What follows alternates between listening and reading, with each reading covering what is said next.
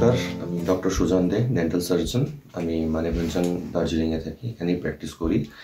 আজকে একটা RCT মানে রুট ক্যানাল ট্রিটমেন্টের ব্যাপারে আপনাদের কিছু বলতে এসেছি। আমি রুট ক্যানাল ট্রিটমেন্ট দাঁতের কোন কোন দাঁতে হয়, মানে কোন সিচুয়েশনে করা যায়।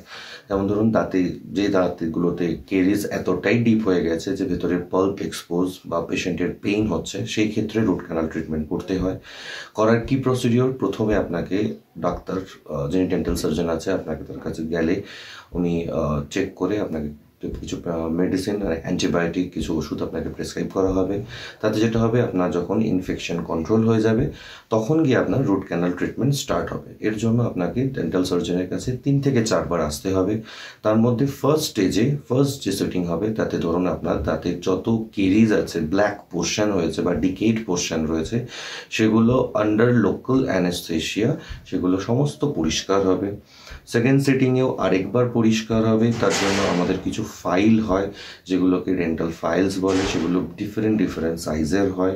সেগুলো দিয়ে আপনার দাঁতের ভেতরে যত ময়লা রয়েছে, যত ডেব্রিজ রয়েছে, যত কেরিজ পার্ট রয়েছে, সমস্ত রিমুভ করে ইন্ট্রাক্যানাল কিছু মেডিকামেন্ট মানে কিছু মেডিসিন ভেতরে দেওয়া হবে।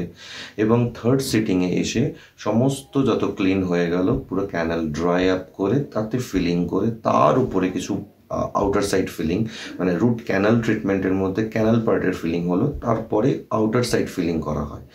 এতে যেটা হলো, দাঁত নর্মাল হয়ে গেল, দাঁত ঠিক হলো, কিন্তু দাঁতের স্ট্রাকচারটা ফেরত আসলো না। কিন্তু তার জন্য কি করতে হবে? তার জন্য আবার দাঁতের সাইডটা একটুখানি শেপিং করে তার জন্য একটা ক্যাপিংয়ের প্রসিডিওর হয়, বা ক্রাউন বলা হয় আমাদের ল্যাঙ্গুয়েজে।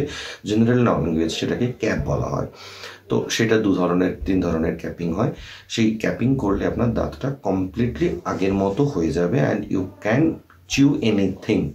তো দাঁত একটা হচ্ছে আপনার চিউইং পারপাসটাও সার্ভ হচ্ছে, আর একটা হচ্ছে যেটা আপনার যে দেখতে যে খারাপ লাগছিল সেই ব্যাপারটাও ঠিক হচ্ছে। যেটা হচ্ছে ফ্রন্টের টুথগুলোতে যেটা হয় যে দেখতে খারাপ লাগছে, অনেকে এসে কমপ্লেন করে, তো সেক্ষেত্রে সেই পারপাসটাও সার্ভ হচ্ছে। আচ্ছা, এবং এই রুট ক্যানাল ট্রিটমেন্টের কিছু কিছু ড্রব্যাকসও আছে। অনেক ক্ষেত্রে দেখা যায় যে আমরা যে ফিলিং মেটেরিয়াল ইউজ করছি, সেই ফিলিং মেটেরিয়ালে অনেকের ইনফেকশান হচ্ছে বা উল্টে রিয়াকশান হচ্ছে। সেই ক্ষেত্রে সেই প্রসিডিওর করাটা একটু মুশকিল হয়। আবার অনেকের ক্ষেত্রে দেখা যায় যে আমরা মেটেরিয়ালটা দিলাম, তাতে দেখা গেল যে দাঁতের নিচে আবার একটু অ্যাবসেস ফর্ম করলো, মানে পুঁজ জমলো। সেক্ষেত্রে একটু প্রবলেম হতে পারে রুট ক্যানাল করা। নাহলে আদারওয়াইজ রুট ক্যানাল ট্রিটমেন্টের অন্য খুব একটা প্রবলেম হয় না বা ড্রব্যাকস কিছু থাকে না। তবে যতই হোক, এটা মানে দাঁতটা তো অলরেডি ডেড, সেই দাঁতটাকে বাঁচানো হচ্ছে মানে সেটা মামিফিকেশন টাইপ অফ। তো সেক্ষেত্রে দাঁতটাকে আফটার রুট ক্যানাল ট্রিটমেন্ট সেটার ম্যানেজমেন্ট, মানে সেটাকে যতটা সম্ভব পরিষ্কার রাখা, ফ্লসিং করা, প্রক্সা ব্রাশ ইউজ করা, নর্মাল টুথব্রাশ দিনে 2 বার করে ব্রাশ করা, সেগুলো করলে যত মেনটেনেন্স ভালো হবে, তত রুট ক্যানাল ট্রিটমেন্ট করা দাঁত তত ভালো থাকবে এবং তত বেশি দিন চলবে। আজকের জন্য এইটুকুই। ধন্যবাদ।